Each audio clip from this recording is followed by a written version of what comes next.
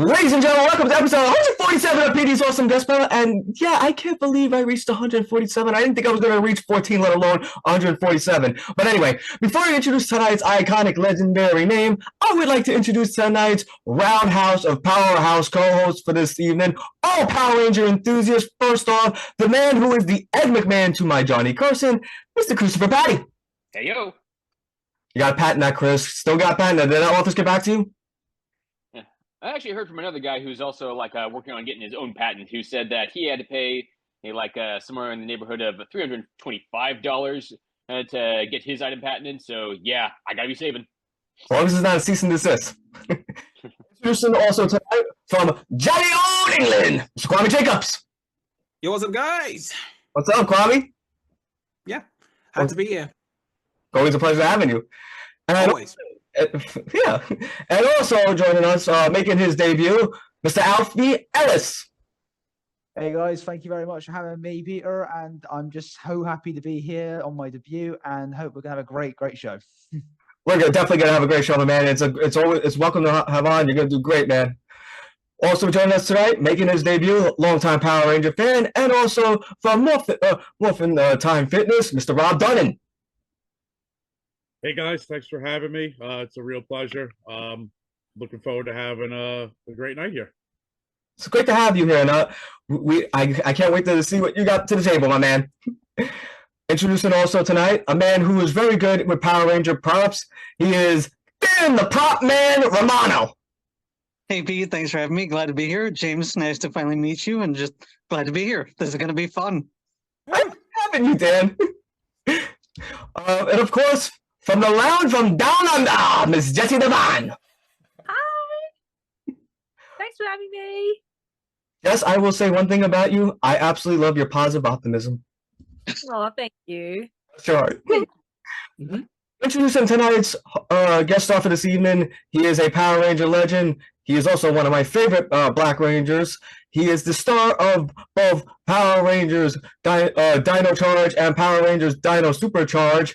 He is Chase Randall himself, Mr. James Davies. Welcome, James. How are you today? Thanks, guys. Yeah, man, I'm great. Thank you. How's everybody here?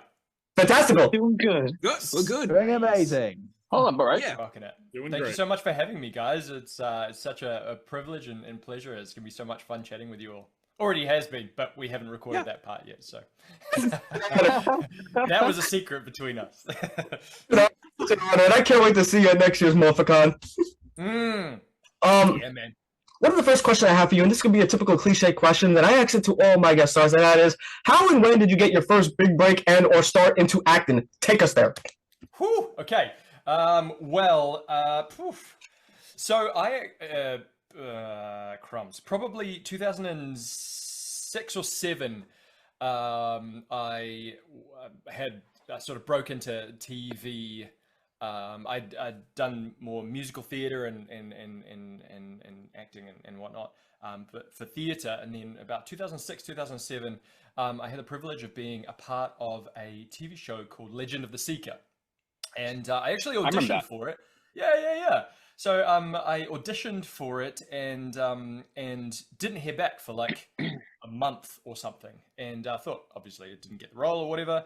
And funnily enough, I don't think I did get that role. I got a different one, which was just like a bigger opportunity, I guess, for me. And so that was a privilege. And then from there, did other bits and bobs in New Zealand and finally went over to the UK. And yeah, so that's kind of how it started. But theatre was sort of my background.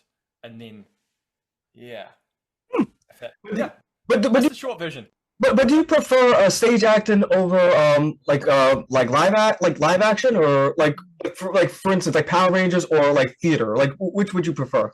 Yeah, funnily enough, I think that some artists in the industry, I think they have a strong preference for one or the other. I really love both. There are real beautiful things about both. I've definitely learnt. I've sort of delved a heck of a lot more into acting as a craft through the screen acting process. It was predominantly dance that I actually started, seriously focusing on, and then it musical theater and whatnot. So yeah, I can't say that I have a preference. I love both. I've even started hosting live shows recently, which has been a really fun thing to string to add to my bow. So just being on stage again is just so beautiful because it's predominantly been screened for the last I don't know, over 10 years, 15 years maybe. Yeah. Do you have any preparations or methods you do before any particular role? Well, I want to tell it. Well, it's always different. But I guess there are some things that are the same. Obviously, you need to learn your lines. You need to just know as much as you can about the character that you're going to play. So yeah, just for anybody listening that's interested in acting, you just got to be really good at doing the work that nobody sees, so that you are super confident in the character that you're portraying, because you have to own that character. So it'll change. Like the stuff that I did for Power Rangers will be different for stuff that I do in the future. I've just started getting back into acting this year. So yeah. Thank you, man. Nice. Very excited. That's great to hear. Thank you so much. Yeah. So it's been about 5 or so years since I purposefully took some time off, which has been really healthy time for me. I'm so excited to be back into it. So yeah, I can't really say that it's exactly what I do every single time, to be honest. But the obvious ones are learn your lines, as much information as you have, like on the character. Learn all of that back to front, inside out, and then all the stuff that you don't have information of, you just got to make up your own. Make it up yourself. And create a whole world. Yeah. Inhabit the character, like become the character, like become like, would you say method actor? Like get very method actor, would you say, or no? For me, I wouldn't consider myself. I wouldn't consider myself method. I think I even have some more to look into in terms of what method really is. My craft, I learned a heck of a lot on the job in terms of screen. Like from Legend of the Seeker, in fact, was a really good example of, the director, just everybody on set was just so generous with their time with me, and I got to look at a take, on the monitor and stuff, see how it was, and they obviously knew that I was new to the situation, and so you get to ask people questions and all sorts, and.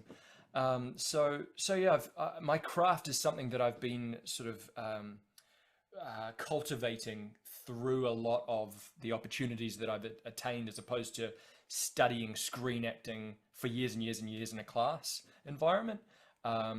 So it's yeah. So I don't know if that answers your question. Hopefully it does. Totally does. It definitely does. Okay, cool. I got a great insight on that, sir. And of course, Chris, your first question for Mr. Davies. So, memories of your audition for Power Rangers Dino Charge and how you landed the role as Chase Randall. Yeah. So, memories, did you say? Yeah. Memories of it. Yeah. Well, so funny. I mean, how many memories do you want me to share with you? I was actually growing through quite a challenging time at that particular time, and I was questioning. Funnily enough, I think Brennan, a very different scenario, but I think Brennan, for whatever his reasons were, was also in a similar situation of questioning whether acting, whether we were going to continue acting or not. And so it was sort of like a little bit of that in my mind at the time. Started, going to these auditions. Power Rangers has been filming in New Zealand for years and years and years, right? For I guess over 20 years at that point, maybe. Yeah, 15, 20, that's right. Something like that. It's been Since it's been 20 years. Yeah. It was 3, I thought it was 2. Yeah, and it's been 20, I think. Yeah, a crazy amount of time anyway, which is honestly, for anybody in New Zealand, it's such a wonderful opportunity to be a part of an American production, and people in Aussie as well, Australia, because we have the privilege of being a part of an American production that then gets us some ties into the States, and we get to go back and forth and whatnot. So it's really, really great. So this has been going on for yonks, and so it was just another Power Rangers audition, and so I went, and then after a little while, they started asking. They asked me to bring in a black T-shirt, and whatever mind frame I was in at the time, I know this is going to sound ridiculous to you and to anybody else watching, I think, but I just did not consider that I was like definitely going for the Black Ranger. I think I just didn't consider it. And anyway, so yeah, just went on. I think it was about 3 or 4 auditions. The American cast had it way longer than I did. I don't know why exactly. They had like a running audition and all that sort of stuff, just to see how like action hero-y they looked, I guess. And anyway, I didn't have that. But I got to do some like fight sequency sort of stuff in the audition room. And after I think it was like the 3rd or 4th audition, they gave me this cold read. I think you might know the story already. I think it's online. But they give this basically a sheet of paper. The cold read is a script where you've never read it before, and you've just got to read it as fast as you can, and then make sense of it, and then go. Like you might have a minute to make it something. Excuse me. And so I think I may have had a minute or less maybe to read over it. And it was the most unprepared that I think I've ever been for an audition, because, you know, and it was the worst cold read I think I'd ever done. So, you know, at that point, if you don't have the role already, you know, say goodbye, I guess. And anyway, so it was the whole thing of like, the script was like at the end, it was like, to reveal your destiny, something like, to reveal your destiny, open this box. And you open this box, and I actually have the piece of paper somewhere. And it says something like, "Congratulations, James Davies, you're the Black Ranger." So thank goodness I had already gotten the role. And it was just a really beautiful prank, I guess, to film by Chip Lynn and the lovely Jeff Newman. So it's just lovely people, and lots of sentimental value that those guys put into our experiences on Power Rangers. So yeah, so that was kind of that. Yeah. But well, that prank was definitely a blessing, because you got to be part of one of the greatest franchises in history, especially one that impacted many generations, like old generation of fans and new generation of fans of Power Rangers on popular culture. So that just itself is just awesome that you're part of history. For sure. I'm very, very grateful. I don't take it lightly. So yeah, on many levels and for many reasons. Yeah. And Kwame, before you ask your question, I just want to say that's why, Mr. Davey, that's why when people look back at Power Ranger history, they'll say, "That's James Davey. I know exactly who that is. That is the Black Dino Ranger. He is part of history." Yeah, isn't it crazy that they? Do you think? We're probably getting off the questions now, but do you think it's Power Rangers going to keep going, or do you reckon they're just going to officially stop it? Tough question. Alfie, what you got? I've heard rumors saying that That's a tough because one. Power Rangers, Mighty Morphins, like, because Mighty Morphin started it off, and they've been going for like more than 20 years, and they've stopped it all now. And now I think they're on about rebooting it and like trying to like switch it up and like make it more mature for much mature audience and that. So Great idea. Yeah. Really interesting. I'm down for that. I've always been down me for too. that. Yeah, me too. Actually, Hey, honestly, make it a one-to-one Rumors, it's translation of rumor, Super but Sentai. I hope it's true. It's just all how it's done. Plus, it's got to go back to its roots, in my opinion. Like, it's got to bring back the martial arts, and it's got to bring back just like the characters had to be relatable and likable. Like, that's the one good thing about Dino Charge, and we'll touch on this later with your character. Like, I really loved Chase. He was a great character. But okay, I'll get into that later when it comes to me. But anyway, just it would be great, just like Ninja Turtles, like when they went from like, you know, kid friendly to like with the Dark Red Sky season, where it became more like for teenagers. And I would love to see that with Power Rangers. We become more from like teenager to like more PG, go from like Y7 to like PG rating.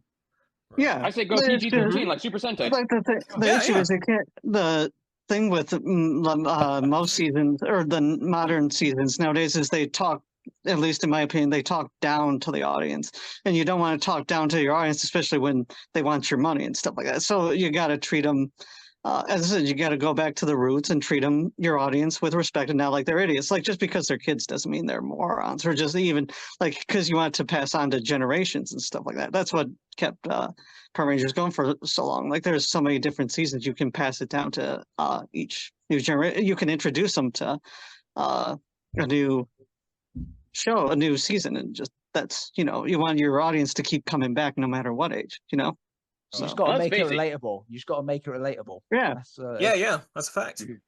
Yeah, Justin, let's Rob, face you it got too. anything That to add to that? Oh, sorry. Go. Yeah, I was just trying to say that let's face it too, that cable TV is dead, and streaming services are pretty much the new fed that people are going to be like taking to look into the various TV shows that they can watch and want to watch. And we're not really going to be using like the ratings-based system that we used to have, and it's also that people are going to just have their views clicked on based on how many people are actually binging a specific series. So, oh yeah, you're not really going to have like the same kind of, I guess, dynamic that you used to have when we used to work with cable TV, and the audiences were just restricted to what they had to watch based on what was standards and practices, or what is standards and practices right now. Mm-hmm. Well, just touching on that too, with stream, you don't like what made Power Rangers unique, and what still makes it unique was there was nothing like it back in the day, and there's nothing really like it now. I mean, sure, there's Marvel, DC, but Power Rangers was the main thing back then. There was no Green Arrow, no Daredevil, nothing like that really back in our day, and even just like that. I mean, there's stuff again, as I just said, there's stuff like it now, but what made Power Rangers different was Zords. Everything was mostly practical, no CG, and just. But again, I'm from a different time. I'm kind of old school when it comes to it, and that's one of the things that Dino Charge still had some of that old school feel to it, which I loved. But that's again just my 2 cents, my opinion on it. So. I mean, don't all the episodes of Power Rangers have that old school feel to them? No. Really? No, not at all. Brutally honest. I'm positive. We've opened a kettle of fish here, a big kettle of fish, haven't we? Sorry, guys. No, Sorry, you're sorry. fine, James. It's me. I'm different from most fans, but that's okay. And I thank you for at least. I'm glad you respect me and respect my opinion enough to hear me out, because not a lot of people say what I'm saying. So, thank you. Okay. Kwame, your first question for Mr. Davies. Mm-hmm. Can you share any memorable and or funny behind the scenes stories during the episode shooting of Power Rangers Dino Charge and or Super Dino Charge? Yeah. Yeah.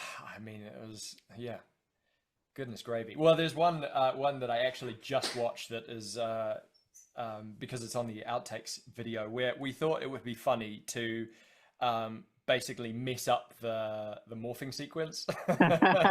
Oh. And we thought it would be a funny thing, but nobody else did. So it was just so awkward. We're like, Dino Charger. And then and then like when you bring out it I know it was goes. quite funny. Yeah. And I think we were like, line? Anybody? Line? It's just like, okay, let's go again. But clearly not the right time to do something like that. But I mean, there was quite a bit of banter on set every now and again. Sometimes it was fueled by, in fact, a lot of the time it was fueled by slight sleep deprivation, or so it's so funny once you become like family with a whole bunch of people that you see almost every single day. You see all sorts of different sides of people with it, and it's really quite, looking back on it, it's quite entertaining. But there are definitely some that I mean, yeah, it was a really great time. Looking back on it, I'm super grateful. Basically, yeah, if I was chatting with someone like Brennan or Davi or Yoshi or any of them, I guess we could come up with probably a whole bunch of pranks or whatever funny things that happened on set. But that was the first one that came to mind anyway. Yeah. Mm. Yeah. James, What was- go ahead. Yeah. Kwame, sorry. No, go ahead, Kwame. Oh, I was just saying. I see from how James was describing it. Mm. Anyways, what's it like doing the morph sequence? Because that's always my favorite part when they're gonna morph, especially in any Power Rangers, especially Dino Charge. Like, what's it like doing the morph sequence for you? Yeah, it's super cool, man. I mean, funnily enough, a lot of the time you do sort of the first part of the morphing sequence. Yeah. On a lot of the time on a thing called second unit. So we had main unit and second unit, and where main unit is where we shoot a lot of the storyline, and then second unit can be action, it can be little cuts to like a hand gesture or picking something up or the morphing sequence. And Yeah. so a lot of the time you do the start of the morphing sequence, but you don't actually do like they pre-record that first one where we do the whole rotation thing and like different layers. Yeah, that's Once, right. you know. And yeah, and so yeah, man. Oh, it might have been twice because then we had Dino Supercharge or so, however many times. It was minimal amount of times anyway. But it's super cool, man. And it's cool what they do with the animation and everything. And so it's cool to see the finished product, right? And and to have been a part of that is Yeah. Because I've always loved the morph sequence and their bodies turn white. That's the best part. I can always dream if that happened to me. I got to see that for myself. I'd probably faint. It would be really trippy to watch in real life, right? If that wasn't like an animated like special effects thing. I mean, and how long should you wait? Like as a you know a baddie character, you know how long should you wait for somebody to morph and do the whole sequence? It's like, well, a real baddie wouldn't wait at all. They would just go right in. Oh yeah, I've seen that joke on social media. Yeah, it's just like when the enemy is just waiting to like, how long is this going to take? Yeah. Like, we just attack them while they're morphing. Like, go for it, guys. This is your kill shot. Go. Yeah. Pretty sure in the Japanese version that their transformation is usually more instant.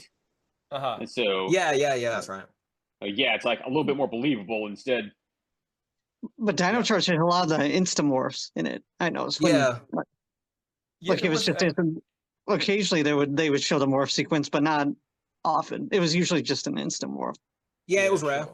It happened on rare occasions, you know. Yeah, I remember Riley and Chase had one, I think, where they were just running to a character and all of a sudden they were. Yeah, I remember that. But, yeah. A day with danger. I just that's one of my favorite episodes of yours. So. Oh, maybe it's kind of like Dragon Ball Z, where things just slow down in an instance for the viewer to actually just they get a glimpse of what's really going on during the process. But in real time, it's just like right there. Yeah. Gotcha.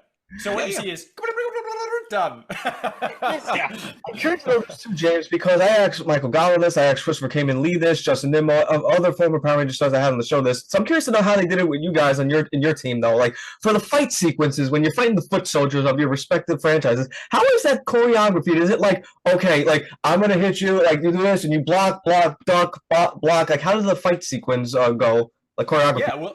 Yeah, well, obviously we're not trained stunt artists. That is definitely a very amazing niche of the industry, and so we have specialized, stunties come in. Either we had from Japan. These guys were amazing. From New Zealand, they're also amazing. And but how that tends to go is that it's like learning a dance, right? You have to learn the movements first, the choreography, and then.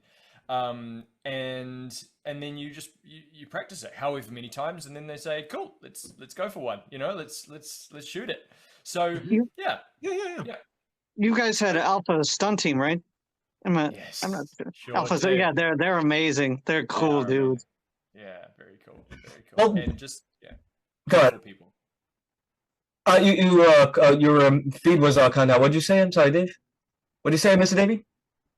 Oh, me? I just said they're beautiful people. They're like inspiring. They're so professional and so fun, and like just really lovely. Like yourself, sir. Thanks, man. Right back at you guys.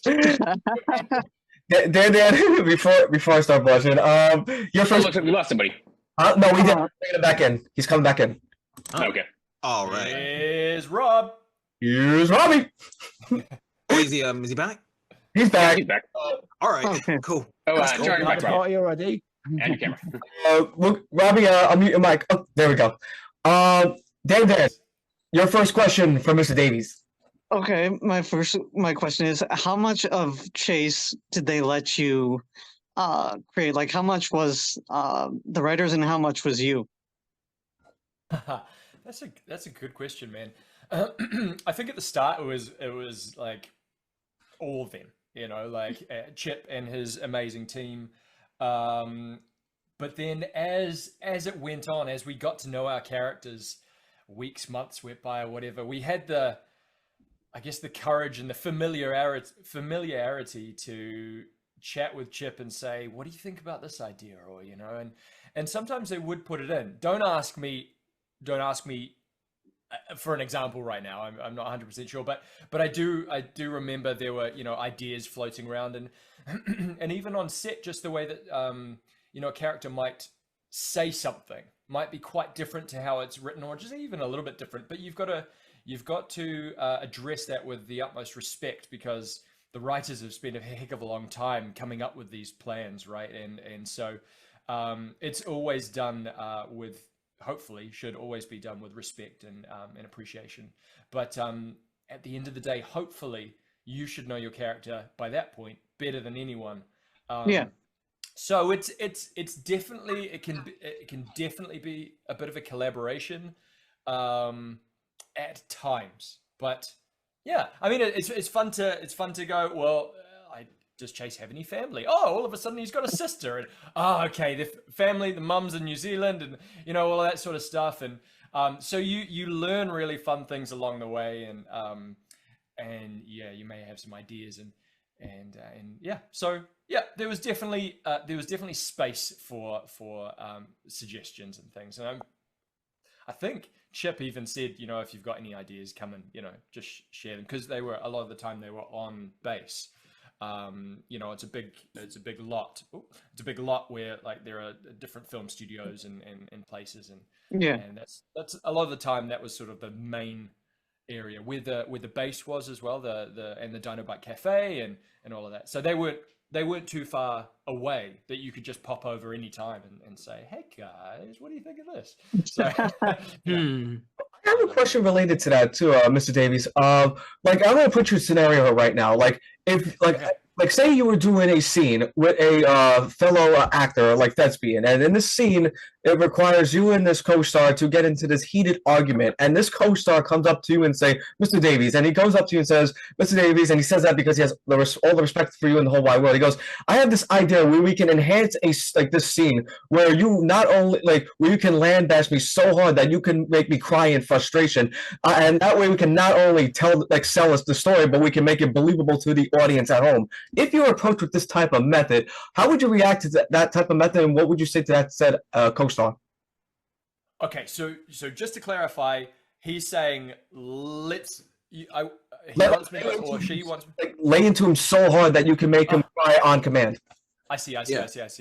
Well, I would say, I'd probably say, let's try it. No hesitation. Well, but that's the thing is that with acting, it's a collaboration. This is one of the reasons why I love this part of the industry with acting, is that you get to play with other people, and it's always like, I know my lines, you know your lines, and I have an idea of how it might go, but let's just see where it goes. It's all like up in the air until it happens. So you can have some ideas and be like, hey, what do you think about just not holding back and just really ripping into me, but let's just see where that goes. Yeah, so yeah, I would totally be up for it. I mean, there are no real boundaries as long as everybody's safe and feels maybe not comfortable. Everyone's consensual to it, agrees to it. Yeah. As long as everybody feels physically safe, as well, then that's really important, obviously, and that everybody knows that it's as real as it might feel in the moment. That it's what happens on set or in front of the camera is definitely different to personal lives. So, And I said this to everybody, like Kwame and Chris here too. Like, if I was doing a scene with you and like we were like getting into each other, like I would be the person like on screen laying into, but then going off screen like being very apologetic and saying, "I'm so sorry, babe. I didn't." Yeah. you wouldn't. I was just acting. You wouldn't need to though. Like, Who I am. I mean, like, please don't. This doesn't reflect who I am. yeah. Yeah, Well, I totally get that. I know what it's yeah, like. I know what it's like when it's acting. Yeah, you act, Kwame. Yeah, I did in my old school years ago. I was at the very top of my class because I actually took some good advice from one of my good friends. Well, yeah, you know when you're being as a character or you're doing it at Comic-Con, you name it. Alfie knows this because when you're being a character, play as them and give it everything you got. I think I just say that's just like cosplay. That's not actually acting as the character. You know what I mean? We might go there. We might go there next year though. Yeah. But I mean, but in my school, I was acting. I was like one of the main characters. I liked to give it everything I got to make it look very good for my teachers, and they were impressed with how expressive I can be on when I'm literally playing as a certain character they want me to do. You have that natural charisma, Kwam. Yeah, I mean, dude, I love acting. It's fun, especially when I'm like doing a quotation from a scene I like from a movie, game, you name it. I normally like to act it out myself to practice, so I just do it for fun. And you know, Man. and Kwame, like Kwame, it'd be fun too if we were like, you know, in character, just like just ripping each other apart. Like if you had to rip my thing, like say, what's the name of your podcast? Is it Petey's Awful Suck Panel? And I would say, you're just a less famous Brendan J. McLaren. You said that to me, I would have tore you apart. It's like, oh, you want to play like that, huh? We would have so much fun with this acting. We would, and what would I call you? You would say like stuff like, you know, like something becoming. You would say something like podcast sucking. Like I don't worry, I'll make sure you get some good zingers. Don't worry. Sure. I'm not making fun of myself. I'm not. No, I know. I understand. It's like James said when you know about the heated argument thing. You know, it's part of the scene. Don't worry, I get it. Jesse, you've been very quiet. Your first question from Jesse. Jess. Okay. How did you develop Chase's character and what inspired your performance? What inspired? Another great question. Yeah, that is a good question, actually. Yeah. So, how did I? What was the first part of the question, please?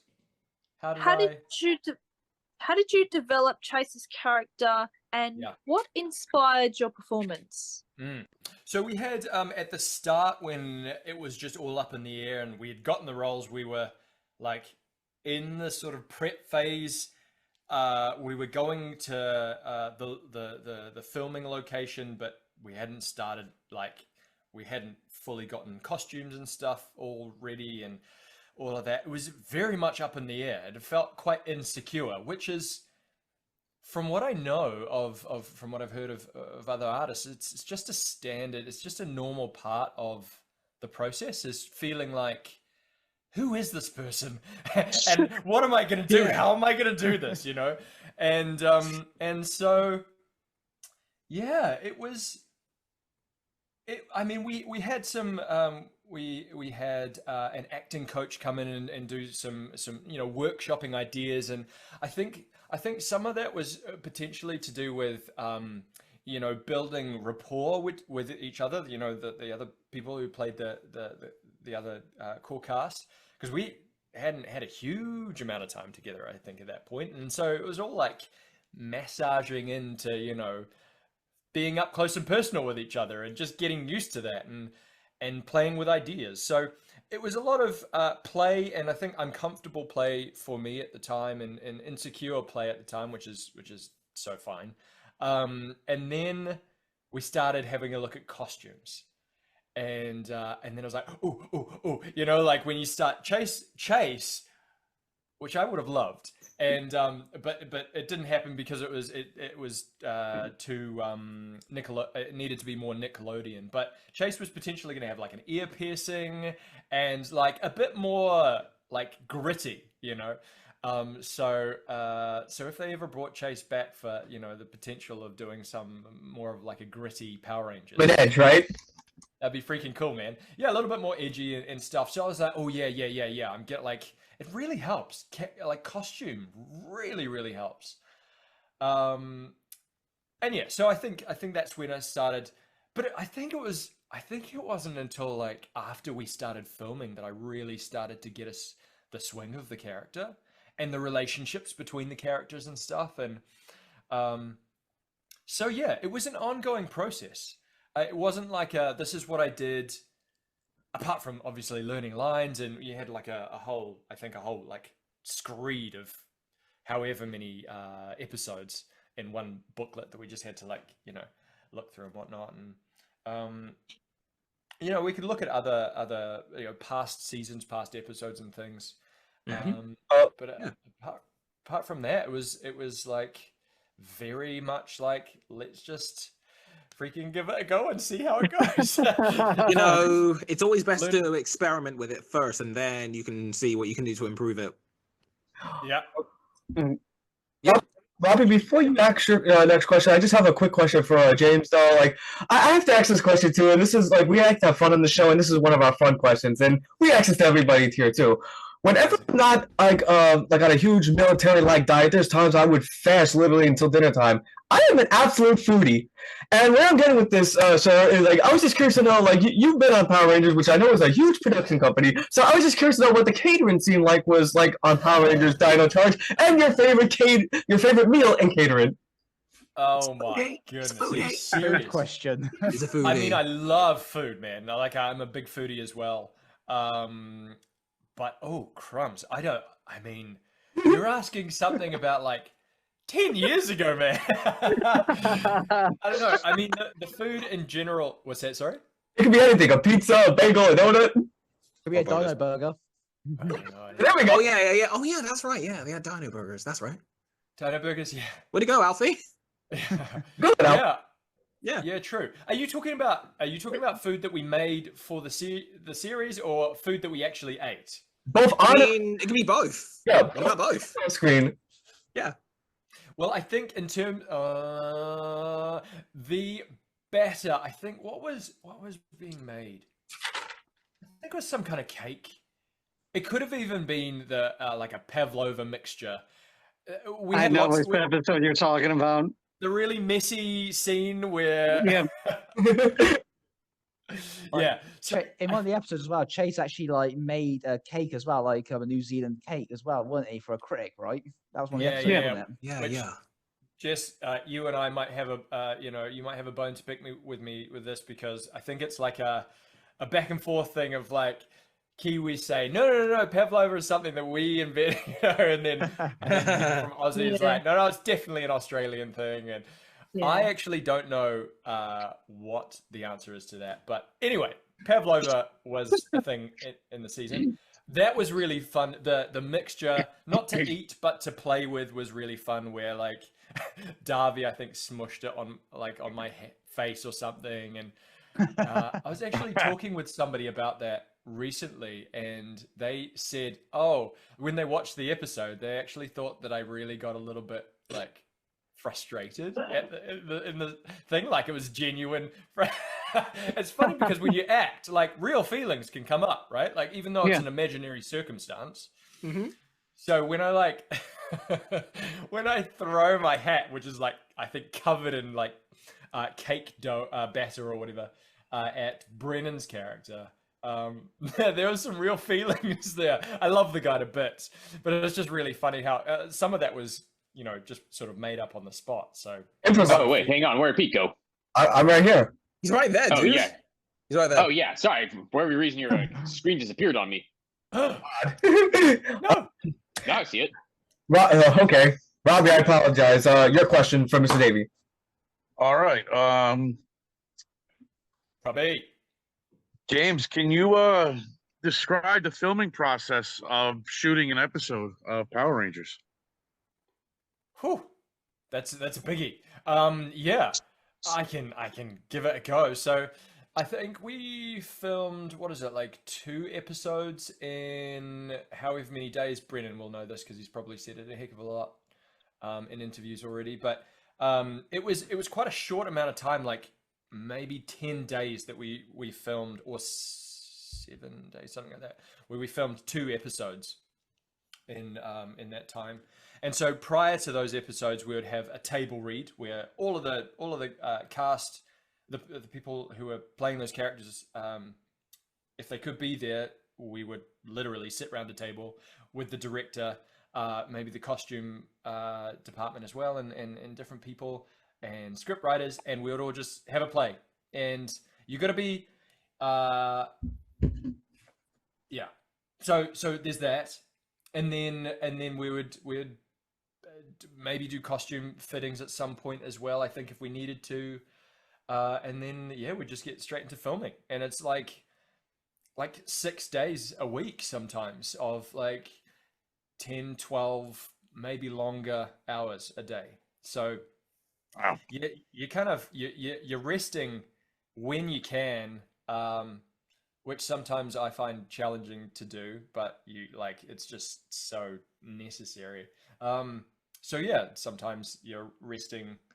Like Yoshi can sleep pretty much, he probably still can sleep anywhere on probably anything. He's just got that gift. So so if there's a chair, hey look, I've got 10 minutes, I'm just gonna have a nap. You just do what you can. And sometimes it's really, really cold because it's raining, and the wonderful costume people bring you really lovely snug coat, and whatnot to keep you warm, and so you don't get sick and stuff. And man, it's they look after you pretty well on set. And but sometimes you're outdoors, sometimes you're indoors, sometimes you might not see the sun for hours. Yeah, that's true. Because I have noticed behind the scenes you wear those big coats or dressing gowns. I've seen photos where you guys wear them. I've noticed. Sometimes you almost probably live in them. Yeah, I'm glad, but I am glad they take good care of you. Yeah. Considering what it used to be like. Right. Well, it's so important to all look out for each other. It's like, if somebody ever says that it's the reason why something was so good is because of one person, it's absolutely not true. It's a whole team collaboration, and so we got to look out for each other, because it's a big project to do. It is. And speaking of big projects, Alfie, before you ask your first question, I want to show this to Mr. Davey. I want to show this because I don't think James ever saw this, though. But 2 years ago, in honor of Power Rangers' 30th anniversary, it took me 4.5 months to mix, but I handcrafted over 600 characters in diorama, every single Power Ranger, ally, villain, their generals, you name it. And let's see if I can get a closer one. But you're in there. Goodness. But you are in Yes, there. Wow. I made it. My character made it. Yes, He did that's everyone. amazing. Not gonna That's lie, I thought on amazing, the man. left top, I thought it was like a blue popsicle or Over something. 600 on the thing. That diorama, Alfie. That's a lot. That is That's a so lot of cool. work. I think I actually saw that on Instagram at some point. You posted that a little while ago now, hey? Yes. Yeah, nice. Congratulations, man. Thank you. I just want to make sure I want to show how much I love the Power Rangers series and how much I go back since its inception in '93, and how much I'm a big fan of you guys. Oh, awesome, man. Well, it's a pleasure. Thank you. Before I turn around, Alfie, your first question. Will do. Okay, so James, so you've been Yes. in other many great shows, like Inspector Lewis here in the UK. How would you Yeah. compare that to Power Rangers? Yeah. Haha. Well, I mean, a huge difference, because I had the privilege of being on Lewis. It was a 1-episode situation, and so there's a massive difference there, just in terms of the character development, right? You've just got to go, who is this guy, in a very short amount of time, and you might not see a huge amount of any development for this person, but you've got to get a sense. And so yeah, man, it's a hugely different kettle of fish. But again, a really, any production that you get to be involved with, especially if it's a really good one with a great director, or great cast, people that you have fun collaborating with, always a privilege, man. And being in the UK, you get to living in London and auditioning from the UK, you get to travel with your work around different countries around Europe as well. I actually had the privilege of traveling to France to do a commercial. I did a commercial in Barcelona as well, and yeah, so it's just so cool. Yeah. So yes, Rob, welcome back. Sorry about that. That's all right. I'm just curious to know too, because like I want to talk more about the behind the scenes stuff too. Like especially like I just want to like from your perspective though, were there any challenges or difficulty you did during the shooting of any episode or filming of Power Rangers Dino Charge, and how did you overcome those challenges? Specific to the or just in general, what challenges? Just in general. Mate, well, I mean, this is. I mean, how deep do you want to get? Well, How deep do you want to? Deep. it's up to you as whatever. How far you want to go? It's your choice, James. No, that's okay. That's okay. I don't know how what kind of level you want comfortable with. keep interviews at. Yeah. No. I mean, it's nothing. It's all a very, very healthy thing. But at the time, actually, through Power Rangers in general, filming Power Rangers, the first 2 seasons, I was growing through some really challenging stuff. So you know, sometimes it was a lot more challenging than the others, and so yeah, man. Yeah. So how did I overcome those things? I think I think some of those challenges I bless you. Did you just sneeze? Who sneezed? Bless you. Oh, thanks. Yeah, continue. No, all good, man. So yeah, so I was growing through some pretty pretty challenging personal stuff, going through depression for years, and Man. it's what's that? I'm sorry to hear that, sir. Did you overcome it? Yeah. Yes, yeah, I did. Yeah, Thank for God. sure, Thank for God. sure. That's good. I mean, Yeah, I he was seems gonna cheerful say, enough, don't he? I never would have guessed. You seem like such an upbeat dude. Oh, Yeah. thanks, man. Yeah. Yeah, like You're smiling all the you got time, the charisma man. in you. Well, thank you. Well, I you just, know, like- think about Robin Williams. He suffered from depression himself. Oh yeah, that's right. Yeah, Yeah. that's true. Well, I think where that, I mean, that's a long conversation, but really, it was, I now, since I've grown through that, because it was a good like perhaps 10-year journey for me, and I was working through that time as well, and so now I have the privilege of encouraging other people with certain challenges and whatnot, and if they're willing to discuss it, and you know, just to you know, share that growing through something like that is not a death sentence. It's very much it's your body. It's your body telling you need to grow through things. So allow yourself to grow through that process and whatnot. It's not a state. It's not a state that you stay in for the rest of your life as long as you choose to grow. That's the challenging. It's one of the challenging things. But yeah, so yeah. So that is that was a big journey for me. And sometimes that was you know, quite a lonely time, and but also so wonderful to be around all these really lovely, fun people as well. So it wasn't like it was a struggle every single day, but there were definitely challenges, and you just got to learn to process your thoughts and feelings and really process them, which can be tough.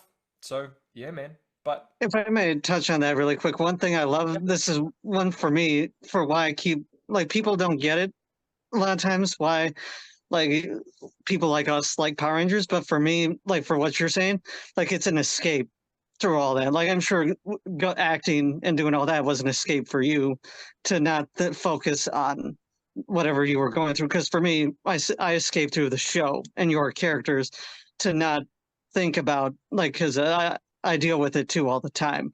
So just it's nice to like you get lost in it. And people need that, because they don't want to be surrounded like with all the chaos in the world going on right now. You don't want to, like, listening to that in your head and just all around being surrounded by that, you don't want that 24/7. You need the escape. So for me, like it just, I wanted to get that through that the show. It's my, like, I'm sure many other people's too. It's my escape through it. So it's nice to have, like, even telling you this now, it's nice to be able to tell you this, that your season, your show was a great escape from, because my life's crazy too. So it's nice to have that and nice to actually tell you this. So sharing, man, it's like, and that's one of the huge privileges of acting in something that when you get to do conventions and interviews like this is the people aspect. They're like meeting people and actually even just for a moment getting to know people. And you know, sometimes people will come up to you and just say, hey, really loved your show. Sometimes people say, you really help, you know, or the show you're a part of really encouraged me through a really challenging time, or whatever the case. I have the privilege of loving people.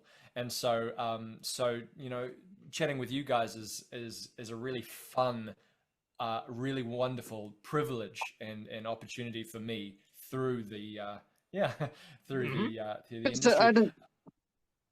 Really, because most people don't take it seriously, I don't think, or they don't like, oh, you're just in Power Rangers. It's like, no, you actually impact people and actually make their lives better. Even if you don't, I mean, it's great that we get to tell you this, but most don't know it, or they don't take it seriously. They're just like, oh, that was just a roller. Oh, it's just a kid show. It's like, nah, it's deeper than some of that for some of us. So, yeah. Well, I appreciate that, man. And again, it's a privilege to be a part of that. What I would like to say though with that is that it is a special thing to for the craft to inspire people. I would hope that everybody chooses to, you know, it could inspire thought or feeling or, you know, all these different things. You go through a journey, but after that journey, hopefully, and Power Rangers is a really good example of putting all these morals and ethics, you know, into the storylines, and what did you learn from this challenge and things that hopefully people can take that inspiration and go, well, how can I apply that to my own life? How can I not give up on myself, not give up on relationships, not distance myself from people, or and truly identify the problems and grow through them. So hopefully that people don't live. I'm not suggesting at all that anyone would do this, but hopefully no one would sort of fixate on a show and then not choose to then look at their own lives and things. Yeah, I'm not suggesting that's anything like what you were saying, but just anybody that's watching. And that was beautiful sentiments you said, Mr. Davies. We have a couple more questions before we wrap up, though, too. And of course, Chris, your final question for Mr. Davies. How do you think your experience on both Power Rangers Dino Charge and Super Dino Charge has influenced the other acting roles and projects? That you were since then, the projects that I've been involved with. Yeah, I think perhaps more in a confidence on set thing. You know, there's a confidence that you grow in when you are well practiced at something. You know, and that's a huge privilege to when you're filming for about 8 or 9 months. It becomes, some of these things become a heck of a lot easier, or you pick up on the little details of, you know, what other people's jobs are and how to appreciate those more and whatnot. So I think it's just a development of that confidence on set to know more, I guess, what you're doing in certain regards. Yeah, that's probably one of the biggest things. In terms of, you know, projects, future projects and things. Yeah. Oh, I see. Of course, Kwame, your final question for Mr. Davies. Oh, all right. Okay. Wait a minute. Before you ask that final question, can you please, James, there's this one question that we always ask every single Power Ranger star, and my man over here is going to ask that for you. So go ahead, Kwame, and ask that wonderful question. So, how does it feel to be a legend? Well, oof. How do you answer that? I mean, it's it just with gratitude. I guess in terms of playing the character, it's with gratitude and hopefully humility. That it's like again, it's not what you did that made it what it was. It was what we did. Everybody that was a part of the production. So. Yeah, very grateful that it was well received as well, and the thing is, like, honestly, and I say this I guess quite a bit, but without people watching it, without people supporting it, it's like, it would have finished with Mighty Morphin, so or That's the true. very beginning, and the cool idea it would have sort of potentially ended there. They might have done a remake later on or whatever, but so very grateful to everybody that supported Power Rangers for such a long time, so I guess, yeah, one of the biggest feelings is just as gratitude, and yeah. Awesome. What important teachings or lessons did you learn during your time on Power Rangers? Like, is there anything you learned on there on your experience? Yep, probably. Oh yes, yeah. No. When I say probably, it's like, what am I going to say?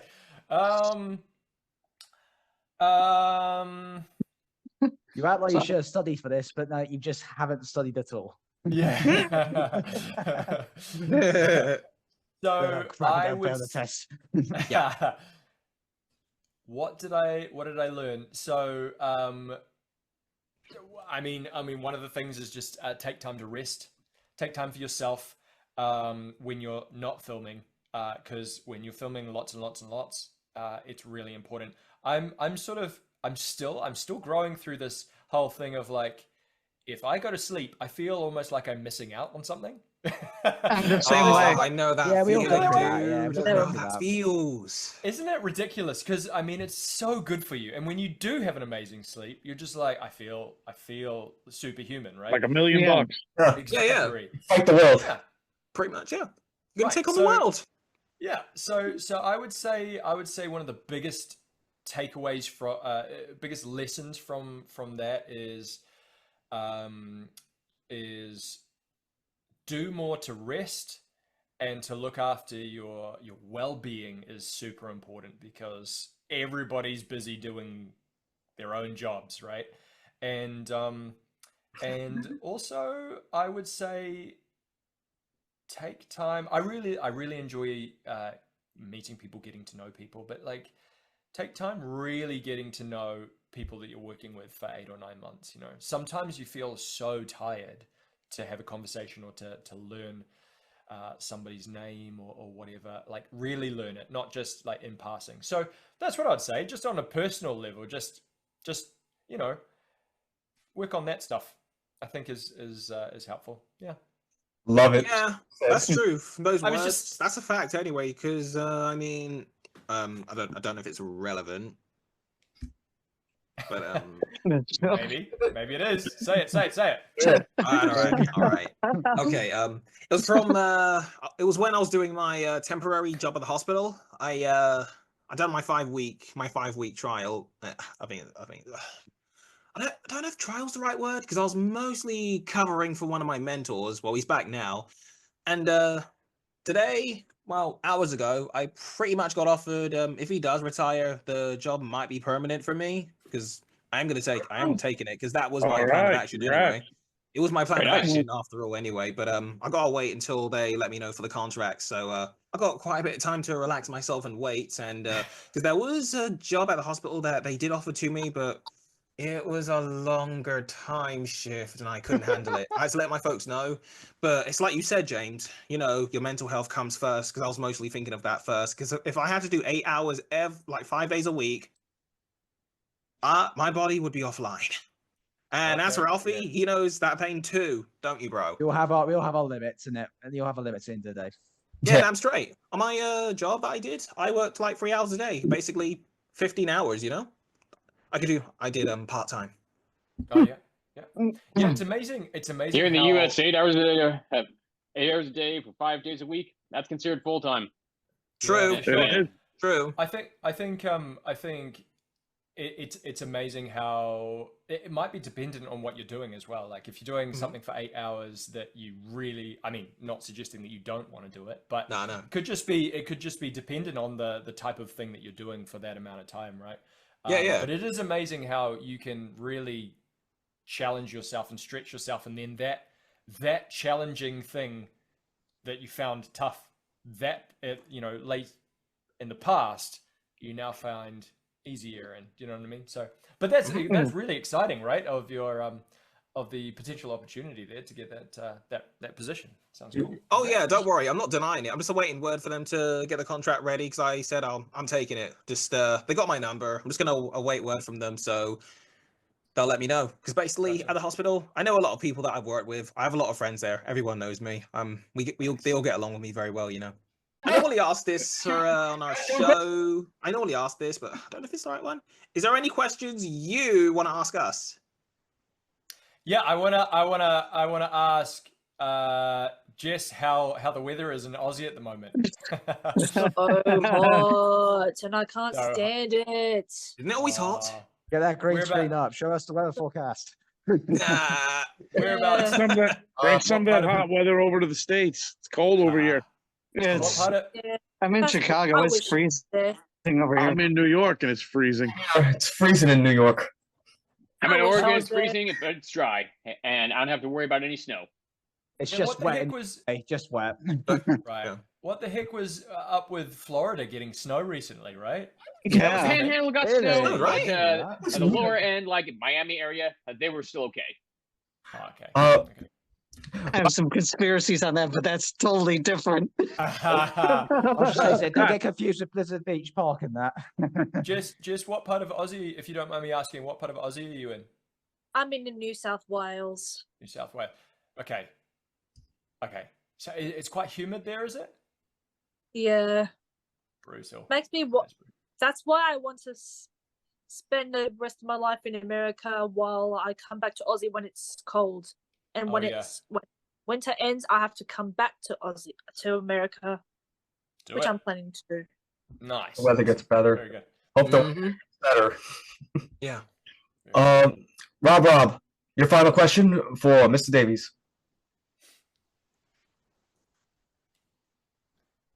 Oh, me? Yeah, Yeah. you. Oh, Robbie. all right, my fault. You're good.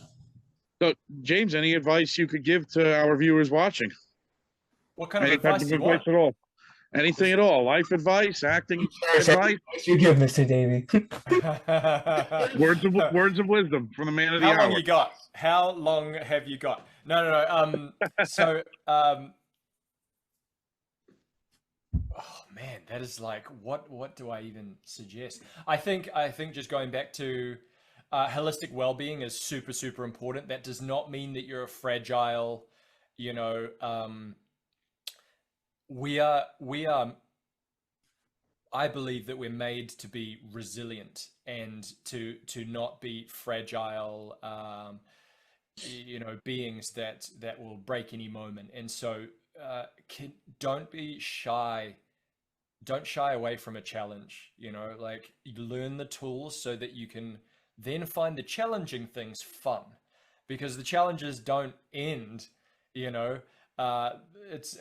Life can be challenging. But a lot of the good things come from things that are not the easiest. So work on those skills. It could be, deciding to,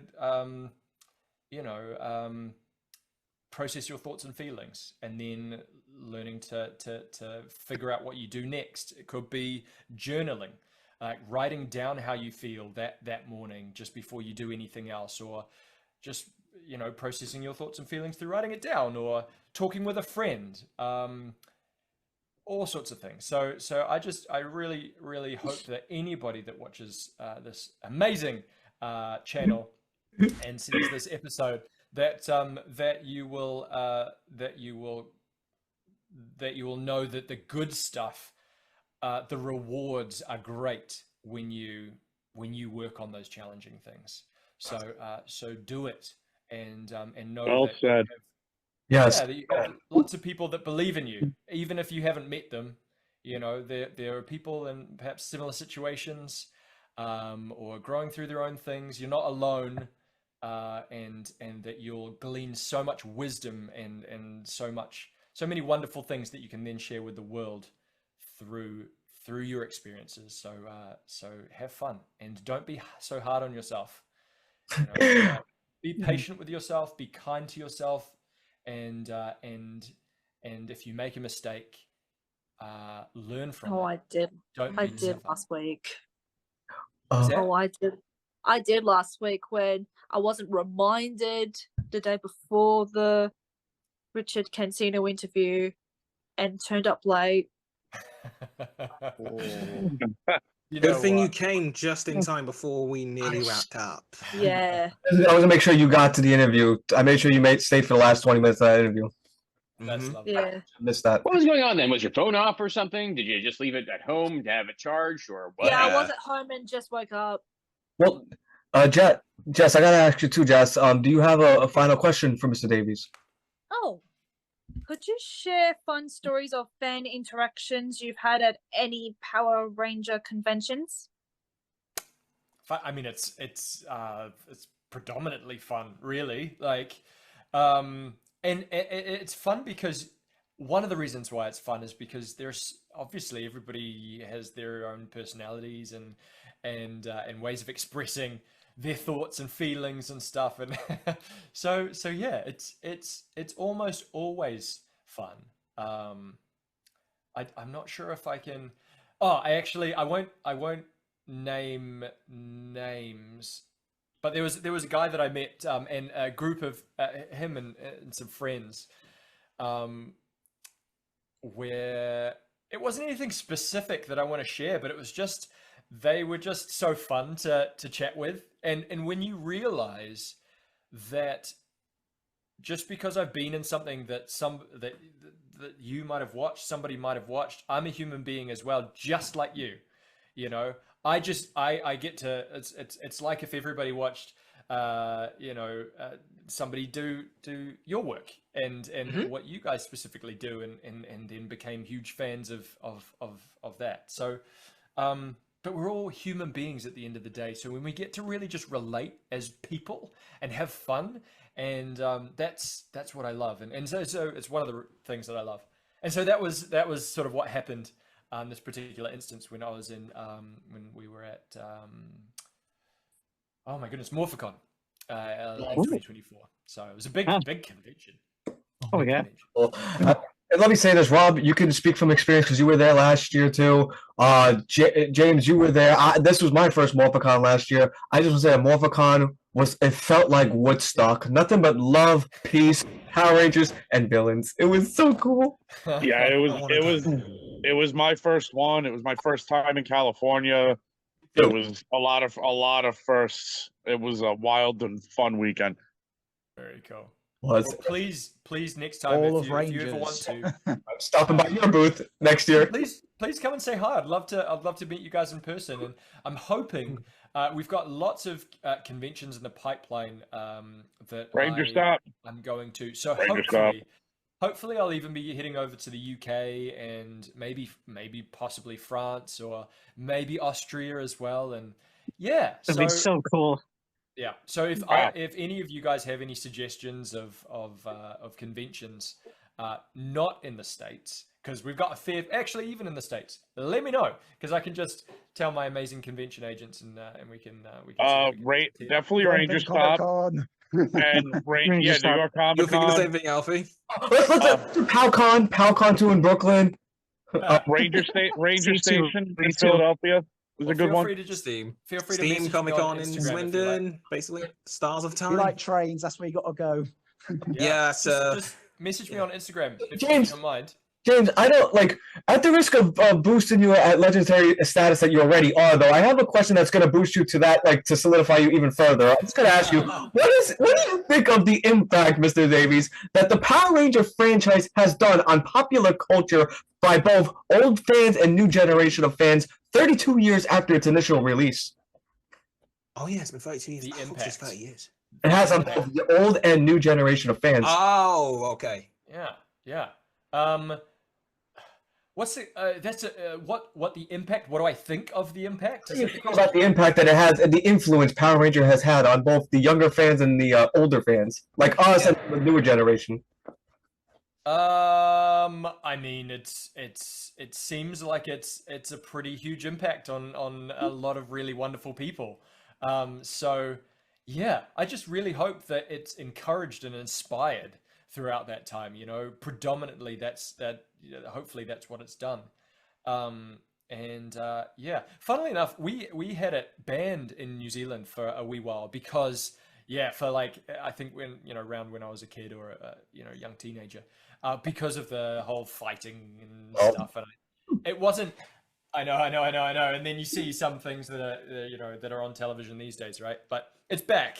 I think it's back, but I think definitely in America, say England as well, perhaps it seems to have had a there are lots of people that have watched it, and I think it's over 100 countries that it aired to. So what a privilege, man! Like I can't. Yeah, it just comes back to that gratitude and so cool to I guess also hear your character in like Spanish.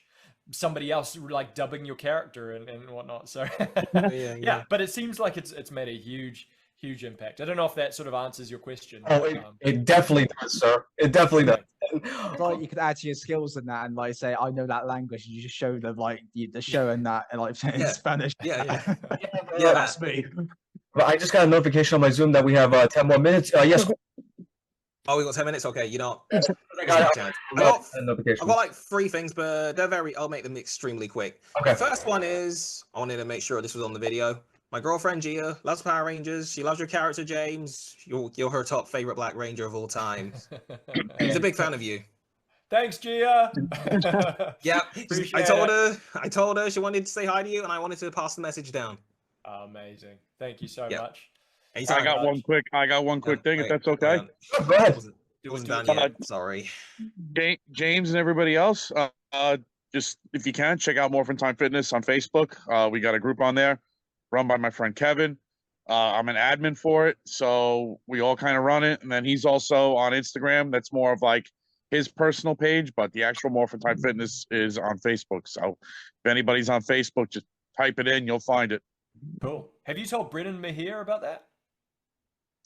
He definitely knows about it. Okay. I know Kevin and Brennan have definitely gotten pretty close. I know they worked out together at Ranger Station. So I know they have a little bit of a rapport. That's very cool. For both of them. And Yoshi, those two guys were like quite inspiring while we were filming Power Rangers because they were already ripped. Yeah. And I had some time off from dance and things and working out. So yeah, those guys were quite an inspiration in terms. Brennan's still ripped. So is Yoshi. They're like They're gotta get insanely him. ripped. We gotta get him on the show, Brandon. And like this, I was so fortunate enough to get you, James, because I reached out to the entire Dino Charge, and you're the only one that responded back to me. Oh my goodness! Maybe we could do a whole group. Maybe That'd be so cool. That'd be epic. Also, James, That'd be wild. I have to ask you, James, like, would you be interested, like, in the future coming on for part 2? Like, of course, now that you met me, like, I'm very reliable, and like, I have no problem, like, whatever you ask of, like, any requests. Oh, mate. Well, I want a robe with your, Really? I want a robe with the logo of your podcast on it, please. I want.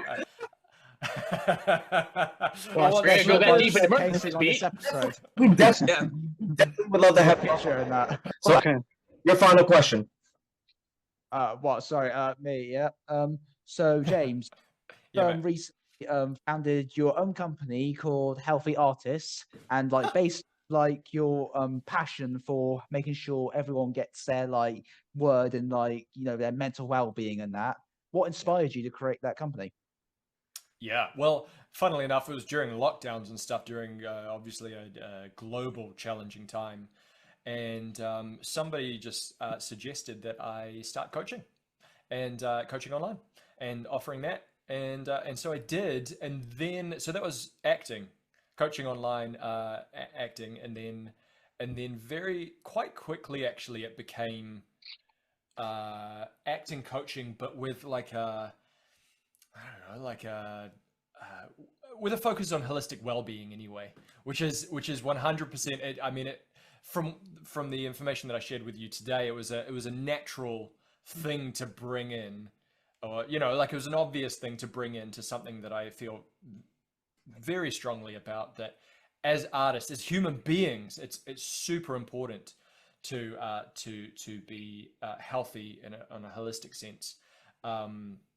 And knowing yourself and not hiding behind a craft, behind something that you may be really, really good at, but it doesn't necessarily mean that you know yourself really well. So it's encouraging artists, predominantly artists, to focus on, or not focus, but one of the focuses is on encouraging a solid foundation as a human being, and then your craft, and getting like as really, really great at that as well. So that is what healthy artists is. Funnily enough, I have paused it for now. I'm still taking, if anybody wants to study with me, they're welcome to send me a message. But I've paused the whole healthy artists promotional stuff, I guess. Whilst I'm focusing, because I'm focusing on acting again myself. So I'm more than happy to work with people if they really want to work on those kinds of things. But just the business side of it is not really something that I'm promoting at the moment. Yeah, but hopefully that answers your question at least a little bit. Hopefully for this, that waiting list is going to be big. What's that, sorry? Hopefully when this is out, your waiting list is going to be so bigger now. Thank you so much, man. Thank you. It will. It will. Then we have 6 minutes left. Your final question for Mr. Okay. Mine's not okay. Mine's not a question, but more of a comment. One thing I want to say, a couple things. It'll be quick. One thing I appreciate about your character, especially nowadays, is he's kind of the last of his kind. Because again, that's what made you one of my favorite characters. You're very relatable.